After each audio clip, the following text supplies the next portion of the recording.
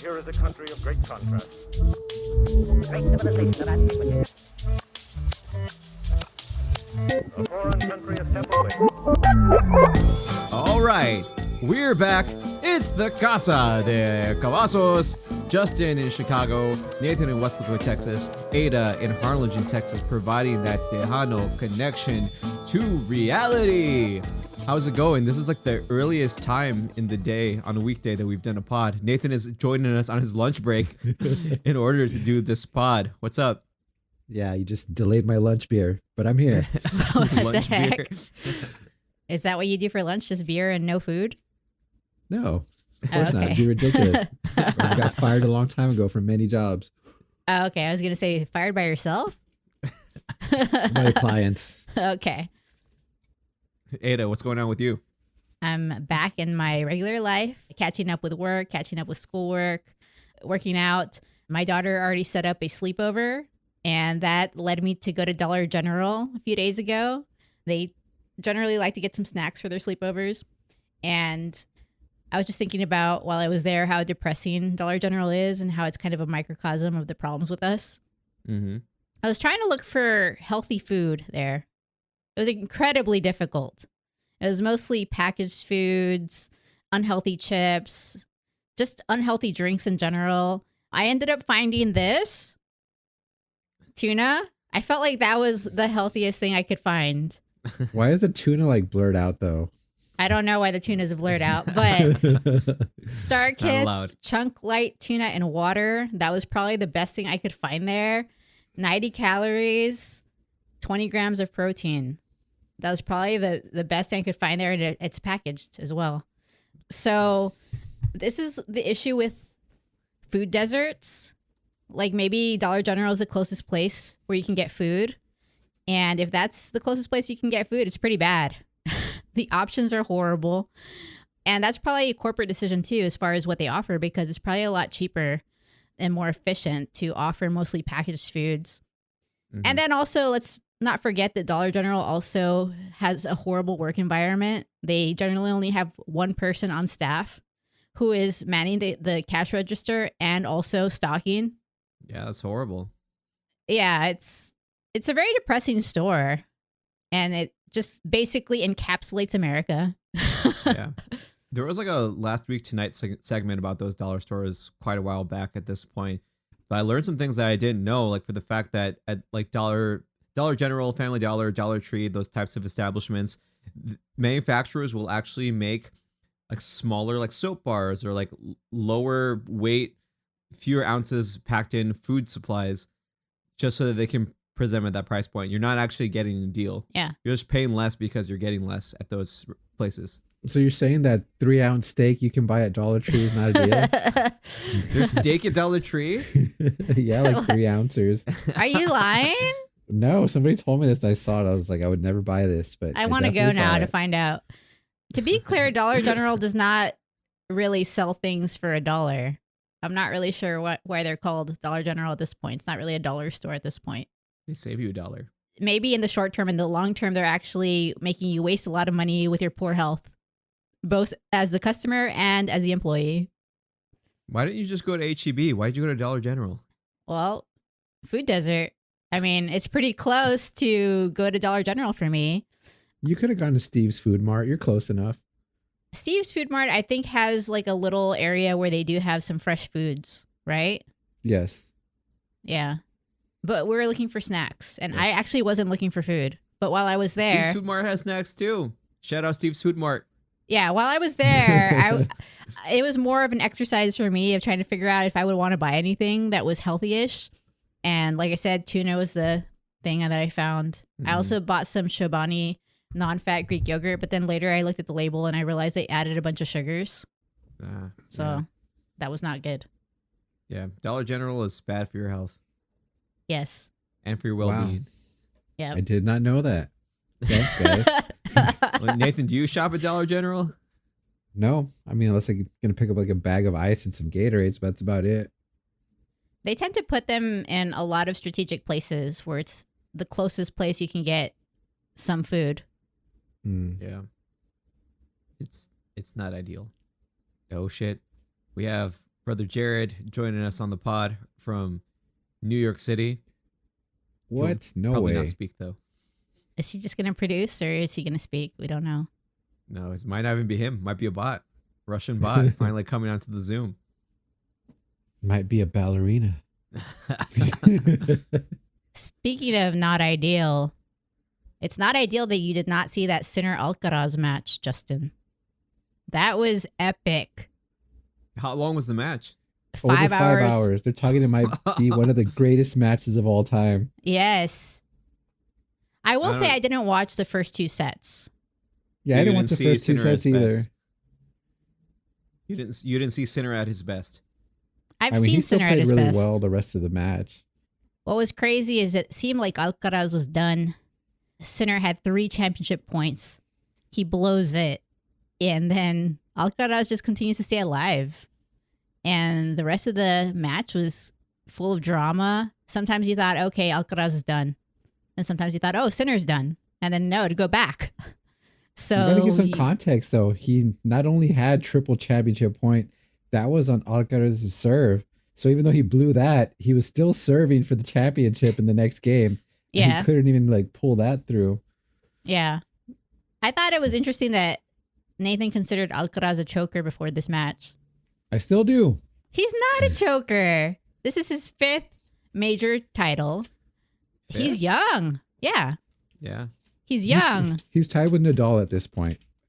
As far as was it majors at this age? He's young, so he's still trying to manage his mental health during the matches. He's still trying to manage how to condition properly. And he's probably still not at his best. Well, Sinner's also really young, so it's not Yeah. like But I think he's a little bit older. not by much. He's 24. Yeah, isn't Alcaraz 22? Yeah. It's very close. I mean, that felt like the Djokovic Federer match, like right when like Federer could have got like one more title, pushed that lead a little bit higher. He had championship point as well, and he ended up blowing it, and Djokovic came all the way Yeah. back and beat him. Like eerily similar. Is it entirely possible that we were watching the new King of Clay be born? Alcaraz? Yeah, he's won 2 French Opens in a row now.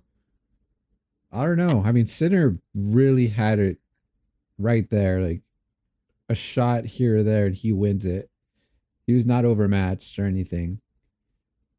I think he could beat him. I don't think anyone's going to be able to match Nadal's consistency in the French Open. Like, that's just really hard to do. But yeah, like, they showed the best parts of their game. Alcaraz gets these shots that no one else can get to and returns them back. And yeah, but on Sinner that, was doing the exact same thing. Sinner was hitting like some ridiculous yeah, returns. I was like, how did he even get to that? And it would like barely make it in. So Alcaraz was there like, shit, like I didn't even go for it because I didn't think it was going to go in. yeah. What are you supposed to do about that? Well, Sinner's really big, a lot of length. So I think that's part of it for him. With Alcaraz, I think a lot of it's just his pure athleticism and just his Spanish motivation. And also, like, he has that amazing touch on that drop shot, Alcaraz. At first, he was missing it, but then once he started to get control of it, then he started to use it as a really good weapon. But speaking of that tournament, I think it's really ridiculous that they don't use any of the electronic line judging there. They Because don't. there was a few shots that were out for both players and they got points. And it was like clearly out. And I don't even know why the broadcast shows like, oh yeah, that was out. Because it doesn't matter what the computer shows, because in the French Open, the line judges make the final decision. Is it just a French Open thing, or is it some consideration with the clay? I think it's just the French Open for right now. I think all the other tournaments have already gone the other way. You literally had the line judge like get off, climb down, walk and look down the floor and be like, it's good or it's out. And I was like, wow, like, this is ridiculous. Yeah, but the clay actually has the imprint. So you're like, okay, I can see. No, because they were wrong in multiple times. And were they all favoring Alcaraz, those misses, those missed calls? For the most part, yeah, they were for him. And Sinner was looking like, that's why Sinner was so upset in that 5th set. And he was just like, fuck, like I kind of stopped it. This was out. And he hits it back and loses the point and loses the game on the very next point. And he was still upset because he was like, the fuck that serve was out. Well, at the end of the day, he still had a shot to win, Sinner. So they end up having a very dramatic fifth set and they go to tiebreak. So at that point, they're essentially 0-0.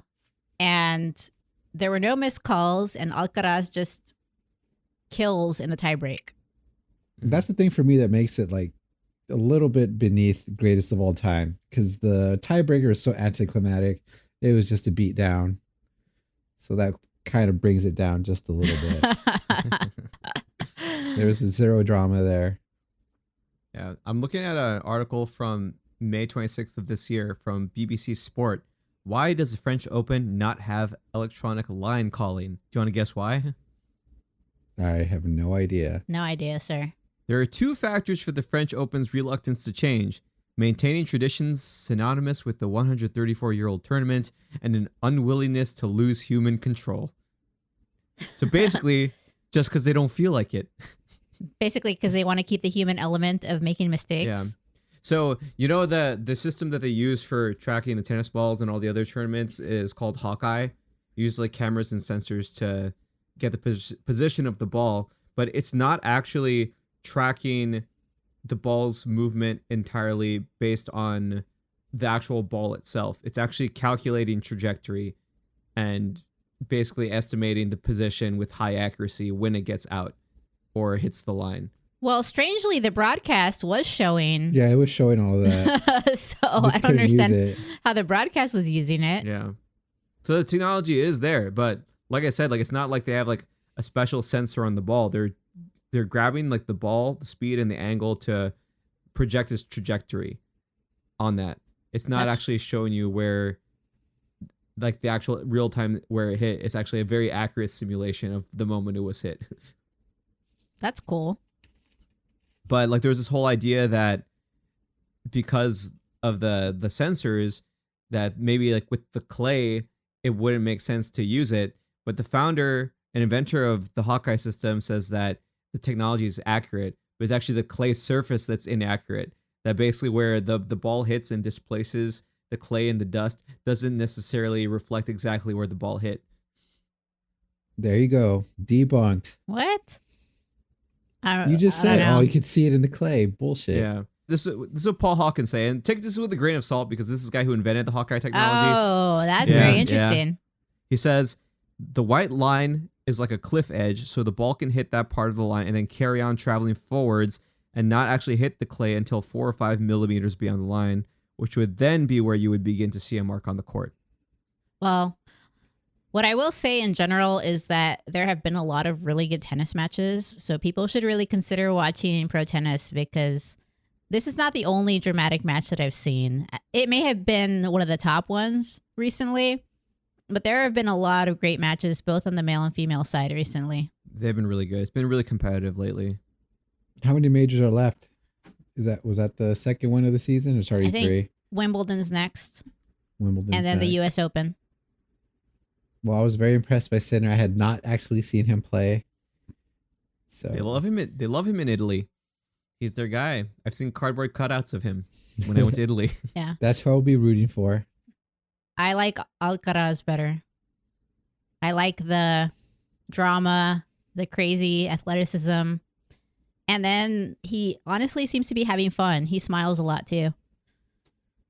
He's a good looking guy. Maybe. Are you going to try to make the US Open? Would you want to go sometime? I would like to go sometime, but I don't think it's in the cards for this year. I think I need to save some money. I'm also going to go to Las Vegas for that half marathon, apparently, after someone pressured me with messages saying I was being an a-hole. I didn't have to try very hard. Do y'all experience that when you watch a sport and you see a really awesome game? It just makes you want to play that sport. Like I want to go outside and just like play a little bit of tennis. No. No? I'm not sure. Not right now. Not the way my knee feels. What it does make me wish, that I would have had tennis lessons when I was very young, and makes me wish that I would have been a tennis player, and who knows how good I might have been. Definitely way better than a basketball player. That's for sure. Nah, you probably would have been horrible. Never go to practice or anything. What? Makes no sense. If I love the sport, I'd be going to practice, and You love Doing basketball extra. and you quit. I don't think I loved it like tennis, actually. Tennis is more fun to me. We'll never know. There's something very satisfying about hitting a really good forehand. Is tennis like bad for the knee? Do you think it would be high impact for you? No, because I was playing like right after on it. It's fine. I think it's the jumping. The jumping just has to be removed from my life, unfortunately.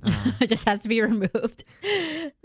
I mean, what benefit does it have in my life at this point? Like, what am I going to be doing?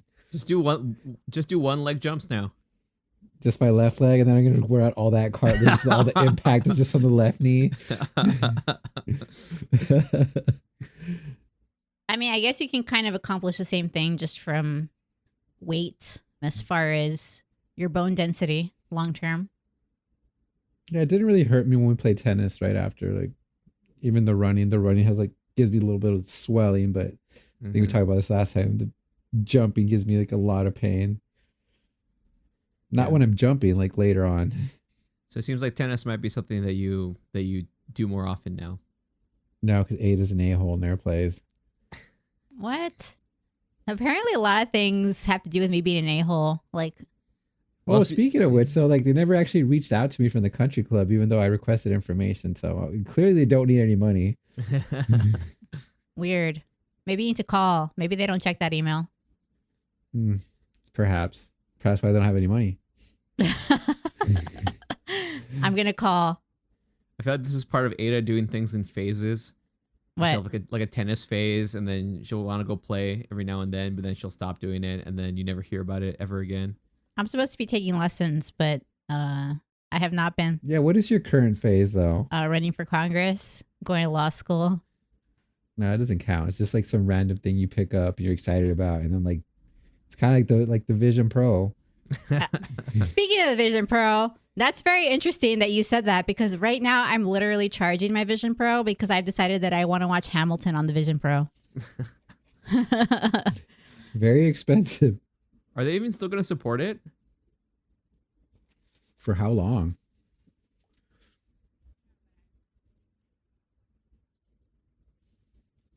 Can you even buy a Vision Pro anymore?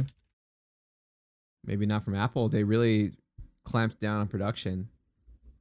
I'm I not mean, sure. you still book a demo, so it means you might be able to do something. I paid off my Vision Pro, so FYI, everyone. It was $3,000. You can still buy it. They're adding PSVR 2 controller support and spatial widgets to the Vision Pro. Ooh. Like I said, I'm charging my Vision Pro battery pack right now. And will you watch any movies in the Vision Pro? I mean, there've got to be a couple. I've watched them before and it's amazing. You should definitely watch John Wick on there, though. Ooh, that's a good idea. I'm like so behind on John Wick. I've only seen like the first two. So like I'm Ooh. like 3 movies behind now. So you haven't seen Parabellum or Part 4? Nope. I haven't seen the newest one, which Nathan saw last night. I think you should just like leave the pod right now and go watch both of those movies. Will you stay like online for like 6 hours? Yeah, I'll just be waiting here. Like, how was it? Like all your employees are like, "Where the hell were you?" I was like, "I had to wait for him to finish watching John Maybe Wick you 3 should and 4 wait for me to visit Chicago to watch it on the Vision Pro. marathon." Well, Yeah. just watch it by myself. Just sit there while you're hanging out. I could buy a second Vision Pro and it'll link it. We No, could watch Ada the will same just be movie. sitting next to you. How's the movie? So I wouldn't know. How long have you all been watching the John Wick movies since they came out? I think the first one I did not see at the theater, and then I ran across it and I was like, holy shit, this is a really good movie. And I've always liked Keanu Reeves, so then I've seen every other one at the theater, usually in IMAX. And then, of course, like yesterday, we were coming home. This is why we're doing the pod at lunch, because when I got home, I was just like, I want to see Ballerina. And luckily, my wife was like, okay, I'll go with you. And I was like, yeah, I'm not available. And it was really good. Like the action sequences are really good. I think you'll care about the story, and it's definitely set up for a sequel. Yeah, the only movie I've seen Ana de Armas in before was Knives Out. Yeah, And I feel like it's Lance Reddick's final performance. before he dies Yeah, in real life. RIP. I feel like John Wick is really good for the theater. Like it's really like a perfect movie theater, especially IMAX movie. It is ridiculous. You've seen some of them, right? So it is ridiculous how much happens as far as death and Yeah. surviving things that you shouldn't survive. Yeah, but the fight scenes are so good. Yeah. They're really nicely choreographed. There's like all this prep that goes into them. I really like this like fighting style they developed, and I think they called it gun fu, where it's a combination of close quarters combat and some ranged gun combat. And it's always interesting that I feel like there's this trope in action movies of the highly trained assassin knowing exactly how many bullets are in the clip and being super efficient that way. But like Keanu, John Wick always shoots through the entire clip. Like he'll go and it'll be empty, and then he'll like move on and figure out what he's gonna do next. Or if you really like that, part of Ballerina is actually showing the training. Like she's going through the training Uh-huh.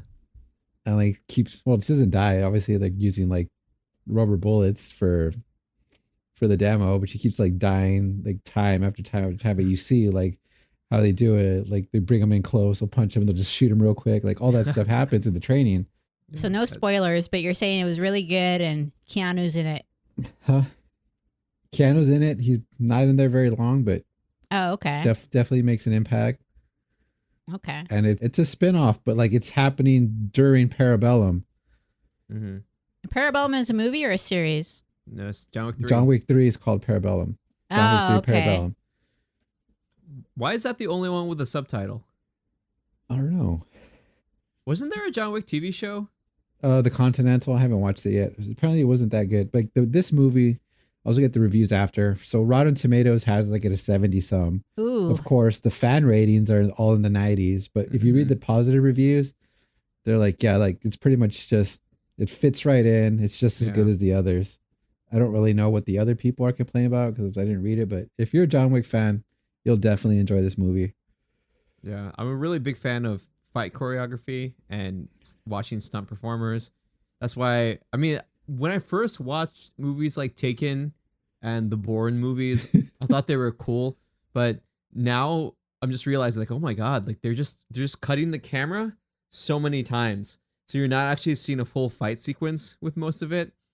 But I feel like some of the John Wick stuff, yeah, sure, there are some cuts, but they try to catch a lot of stuff rehearsed and choreographed in camera. Which in some ways is a lot more similar to like the old school, like Hong Kong style fighting movies, where like people would do these elaborate pieces of choreography and set pieces and all these like crazy stunts.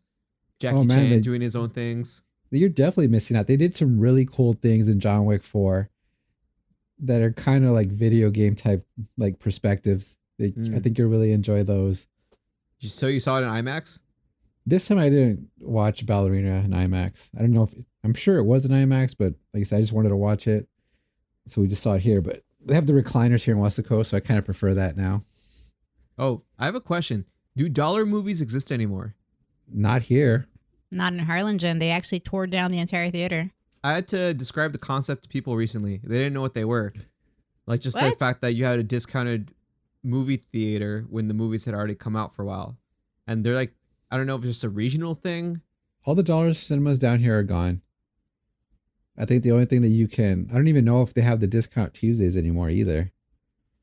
I mean, all the theaters are still doing the discount Tuesdays. I mean, even Okay. here, pretty much every theater has like $7 tickets on Tuesdays. I got Movie Pass again, so I've been using that. I mean, ultimately, all the theaters might go away if you think about it, unless they offer something like Alamo Draft House or some Yeah, but I mean, extra. it's terrible. Like, I don't think they'll ever go away because people still enjoy watching these movies on the big Yeah. screen. Like, not everyone has like a gigantic screen or like a surround sound theater set up in their home. But there are still like a lot of people who will just watch Netflix on their phone. Yeah. I mean, those people don't care. Like, I don't care about that. Every time they show that little thing, like, don't watch the movie on this tiny screen, I'm like, yeah, I'm not about that. I definitely don't want to do that. Why would you? So as much as I like watching movies at home, it's just not the same. Like watching IMAX or even just your regular big screen there. Yeah, but the younger people, I think, are the ones who might kill off the theaters because my daughter, for example, she's 11 and she said she'd rather watch things on her phone than her TV. Like, I hate watching anything on my phone. That's how I was able to like survive without unlimited data for so long. I was like, I'm not going to watch this. Like, sucks. I also like get lower audio quality, like those kind of things. Plus, also now the fact that you can get some of the movies relatively soon at your home if you pay like $25 or something. Yeah, I mean, that was only interesting like during COVID, but going to the movies is better than that. I mean, Yeah. remember the rentals were that price. Yeah. And then like now it's ridiculous. Like the rental price is $20, the buy price is $25. I'm like, yeah, no. It's like who would save $5 to watch the movie one time when you could just own it for the extra $5? Yeah. Yeah.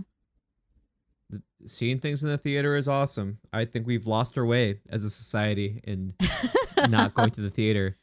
And just like the industry that I'm in too, just knowing all the work that it takes, just from like a sound perspective, to do like a surround sound mix for like 5.1, 7.1, Dolby Atmos, like you're not going to get that awesome sound experience at home unless you have a lot of money to spend and tune your home theater setup. Like you also have to know what you're doing or hire like a sound professional to basically do that shit for you. When you could just go to the movie theater, experience it on the big screen, hear the 3D audio. For me, the biggest thing is the popcorn. I don't think I can reproduce the popcorn at my house. And the spilled soda. I mean, you could do that, but I mean, are you going to have like a little cardboard cutout to throw a drink onto? Yeah, so you're definitely going to miss out then because you're going to watch Wick 3 and 4 at home. So you definitely won't experience how amazing those movies were at the theater in IMAX. Well, something that's a little bit nice about places like Chicago, and I don't know if they would do it for more recent movies like that, but there are some places that will do rescreenings of things. Like, hey, I haven't seen like Interstellar in the theater in a long time, and they'll do a rescreening of Interstellar in the theater. Not even as part of like a theatrical run. Yeah, theaters still do that here. They'll play some older movies as well. I still go watch The Lord of the Rings whenever it comes out again. Mm-hmm. They like to replay that one. I mean, it's possible, but you should definitely watch them so you can discuss the movie. Well, I still want to see Sinners in theater, and I don't even know if it's too late to see that. I heard that was really good too. I think it's still out. I want to see that one too. I want to see Mission Impossible. Is this really going to be the last one? I don't know. Just depends on Scientology, I guess. What? What do you mean? They need more money. They're running out of money. They're losing followers. Is that really what happens? Is that how the decisions are made? Are you joking? Obviously. I'm going to go down the street. Know. There's a Scientology place down the street. I'm going to find out. Let me ask about that. Do not go there. You'll never leave. You'll be converted. Do they actually kidnap you? No, but they'll be bothering you forever. Yeah, Sinners is still in theater, at least here. Yeah. I don't know how well that Church of Scientology is doing. When we were walking around one of the neighborhoods we walk around in Chicago, there was a Scientology office that shut down. They closed it. They took away all the signage and all the screens that they have in front about like your life could be so much happier. There's also actually, I think they're doing pretty good because they used to just have like a regular marquee. Now they have a digital sign, so something's happening there. There's also a Scientology place, I believe, right across the street from Hamilton. It was very close to our hotel in Hamilton. Well, I mean, they used to have like 100,000 members at their peak. I think they're down to like 35,000 for the last thing I checked. So that's why I said maybe Tom Cruise needs to make more movies to bankroll David Miscavige. Do you feel like they actually think that doing these movies promotes Scientology? I don't know. I'm pretty sure they probably use it as propaganda. It's a very manipulative cult there. Speaking of propaganda and manipulative cults, what do you think about what's going on in LA? The immigration raids and now all the unrest and the National Guard going in there. The Marines are going to go in there as well. I don't understand how we got to this point. I mean, the insurrection, there was no talk of the National Guard coming in, not from Trump anyway. And now how big is the protest now? Is it considered a riot? They're lighting Waymos on fire. Yes, and throwing cinder blocks from elevated areas onto vehicles and whatnot. So that's the limit for Donald Trump. If you burn cars, he's got the National Guard. But if you threaten to kill the vice president and Nancy Pelosi, you're like, nah, we're good. Well, I mean, it's not like there was no police presence. The LAPD has been responding. And per Gavin Newsom and Karen Bass, they had it under control and they didn't really need the National Guard. Well, isn't this the whole authoritarianism? you're sending in the military, even though Yeah. the local police should be able to handle it. Yeah, and when you send in the military, you're basically asking for it to escalate to necessitate more force. Yeah. I wonder if that video I sent is real though, where like the reporter just gets shot with like a rubber. No, that is real. That's real. Yeah. It's an Australian reporter. It's just like weird. Like, is he trying to shoot her? Because like it just looks. He just like turns. He's like I'm gonna shoot this person for whatever reason. What the hell? So it all started with immigration raids where they are going after people that are not criminals. Locally, they recently took 25 people who were at South Padre Island and Brownsville construction sites. So all this story about the criminals that need to go, it wasn't really true like we've already talked about. They were just trying to get everyone out that they don't like that's illegal. Yeah, of course we talked about this. They were just gonna say if you're here illegally, you are a criminal. You committed the initial crime. Yeah, but now they have like increased quotas. Basically, Stephen Miller is telling ICE that they should be arresting 3,000 people a day.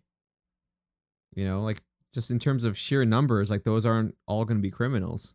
Yeah. I mean, I don't really understand the thought process other than racism. Because if you're willing to work in construction and do hard jobs and you're not being a criminal and you're paying taxes and you're not really taking anything from our society, what's the point in throwing those people out? Yeah, but that's the way you see it. That's Yeah. not the way it's spun on the right. They're talking about people that are coming here that are entitled. They're just here to get free things, taking away like they're saying they get free healthcare, free Medicaid, Which they free don't. food, free phones, free housing. So all these people are upset, like, yes, get them out of here. Like, why can't I get that? I'm struggling. So while you're saying all of this, the right is seeing something completely different. Well, I will They say believe that these people are getting everything for free. And like, why am I not getting anything? I will say that I think most people would agree on both sides that you don't want people here who are just getting things for free and are not working. But that's not really Right. happening. But that's what, well, yeah, but I'm just saying, like, of course, we wouldn't want that. But if people are coming in and they're working very hard, they're doing jobs that I wouldn't want to do, or that a lot of people that are American citizens wouldn't want to do, Yeah. and they're paying taxes and they're being a good citizen, why not help them become a citizen and contribute to our country here? Yeah, in Chicago all the time. I see like young families, small children trying to sell waters, candies. You know, they're trying to make something. They're trying to do that. Like if they were here to do nothing, they wouldn't go around with their kids in public transit cars and try to find people to sell candies and gum and water to. Wasn't Chicago like one of like the ground zeros for the beginning of the immigration enforcement that they were when they came in or not? With Dr. Phil, allegedly, yeah. Yeah. With Dr. Phil? No, I'm just saying like initially, like when Trump first came in, I remember they were talking about like Chicago was going to be one of the first places they targeted. So how did that actually end up being? Like, did they get a lot of people out? I didn't move here until 2018. What, this was this year? We're talking That was about this year. Oh, I thought you were talking about the first time he was elected. No, this time. No, right? When he was like saying like Chicago was going to be one of the first cities they targeted. There was a presence, and people were pretty good at averting ICE and kind of telling people in their communities when they saw people. There were still some arrests, but for the most part, it wasn't at this level. So they've kind of left Chicago then. It's not really Yeah. being enforced there anymore. People are still reporting that they see ICE vehicles around here. Okay, but not as many as the first few days of the administration taking Yeah. over. Yeah, but it seems like they're doing some concentrated targeting in a couple of larger metropolitan areas. I Yeah. wouldn't be surprised if there's a return to Chicago in the near future. I think it's interesting that we went from compassionate conservatism in the George W. Bush years to asshole conservatism. So what was that compassionate conservatism like with Bush? Well, he said that we needed to be conservative as far as like the general principles, but you needed to have a compassionate process. And I don't think he was against immigration to this extent. And his dad also felt that we should do something that was compassionate towards immigration. Oh. I don't How do know. you feel about them bringing back Abrigo Garcia and then immediately charging him with crimes? So he's still in jail anyway. That's perfectly fine. that's the process that should have happened, right? They should have had due process. They should have kept him here until the whole court case was sorted out. And then if Yeah. he's convicted and he needs to be deported, then do it at that point. But was Yeah, that court case even pending? Because what their the allegations is like they only went after him. So apparently Yeah. there's a ton of people that are involved, and the case is only against him right now. They just want to target him. They So want I- to say like, if you want this guy back, like we're gonna make it hurt for him. That's what It's- they're doing. It's still a win, though, as far as due process, because they claimed, oh, he's never coming back. Never coming back. We're not going to listen. And then they bring that's him back. just one person. That's Yeah. just one person. There's still people who are being sent to not their countries of origin that are still stuck in Yeah. El Salvador. The fact that they're shipping people off to like South Sudan, Yeah. like, I feel like this is like concentration camp level types of stuff, but it's not happening on our soil like it was with like the Japanese internment. It's happening outside of the country, and then people can act like it's not their problem. Do you think that there's a possibility that they're kind of faking some of the evidence against Kilmar? Of course. That's what's scary. You can have your due process, but what if it's just like all fake, and so they're gonna still get whatever they want? That's why I say I don't think it's a win yet. Yeah, I don't think it's a win because I mean, was he even on their radar? Like, was this case actually pending, or did they just bring all No. these charges when These he are came new back? charges. Yeah, so I was trying to say, I was like, it's not a win. That's why I said, like, what did you think? Like, he comes back, and all of a sudden he's being charged with like supposedly, I think like helping like 1,000 migrants move to the country. Well, it's a win as far as some due process. No, they're just trying to find other ways to screw you. That's Yeah, what's they're happening. just. I think they just did it on purpose. Like, okay, yeah, we'll bring you back, but you're still gonna face the penalty. Yeah. I mean, we'll see how good his lawyers are. I'm sure that with all the publicity, there will be some good amount of funding, or maybe even people who will take on the case pro bono because they think it's right. But things aren't looking great. I mean, I feel like for a long time, the perception that I have of folks who are undocumented in the country, they try to be perfect citizens. Yeah. They try to do everything right. Don't run the red lights. Don't do anything that will cause you to get in trouble because you need to have a clean record. But I think sometimes folks are going to be trying to find every little possible thing that you could do to be criminalized. Well, apparently there was data on a government website stating that immigrants commit less crime than citizens, and then they removed it. Yeah, we've talked about this before. Like, it just doesn't make any sense. Like, if you're here illegally, you're gonna try to fly under the radar. Yeah. You're Yeah. gonna just be committing crimes. We're gonna be looking for you. Yeah. So this whole idea that like they commit all these crimes, they're raping and killing people like all the time, completely fabricated. Yeah. Let's be clear, though, to all the people who love MAGA. We're not for criminals. Never have been for criminals. We're for due process. We're for a compassionate situation for people who are just trying to work hard and trying to have a better life for themselves and their kids. Everyone agrees that criminals should be deported.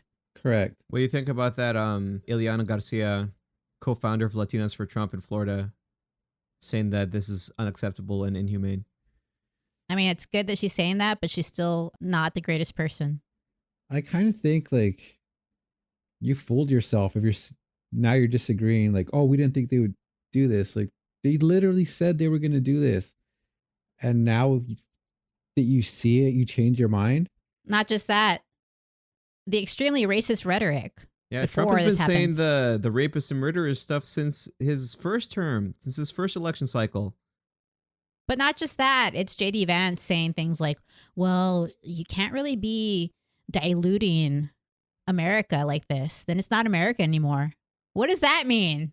That's fucking eugenics, man. That's eugenics. That's the kind of stuff that the Nazis used to talk about, like the purity of the Aryan race. Yeah. Was that the same thing Trump said? We're poisoning our blood. Yes.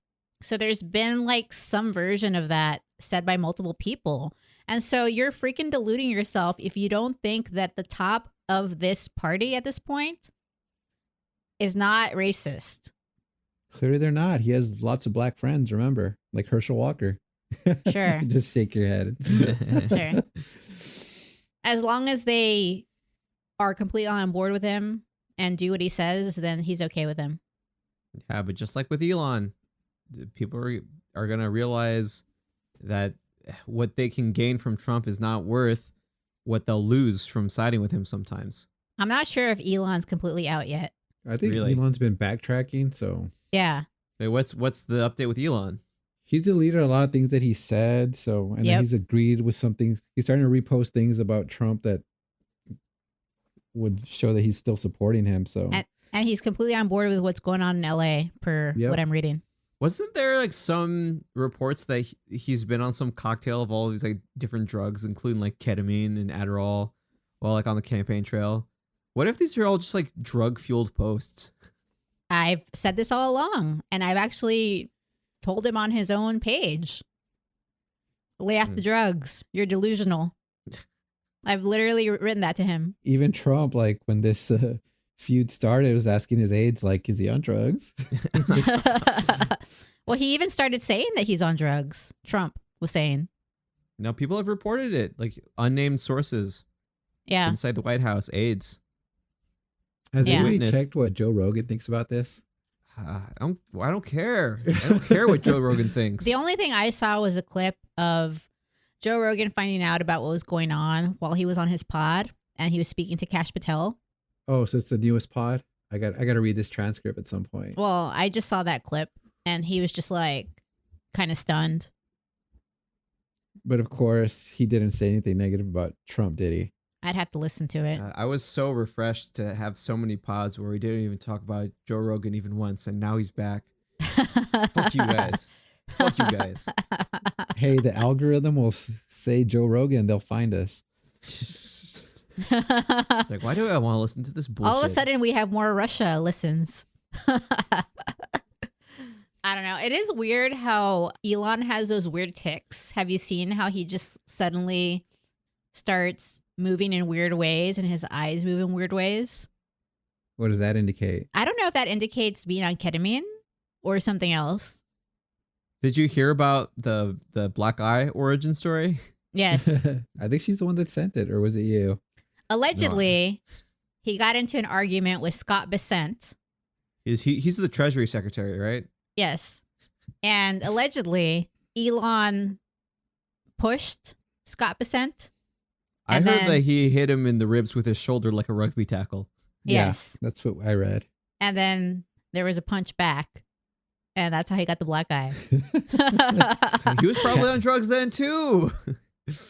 You can't make this shit up, I swear. Well, also, Elon claimed that the story was his kid had punched him in the face.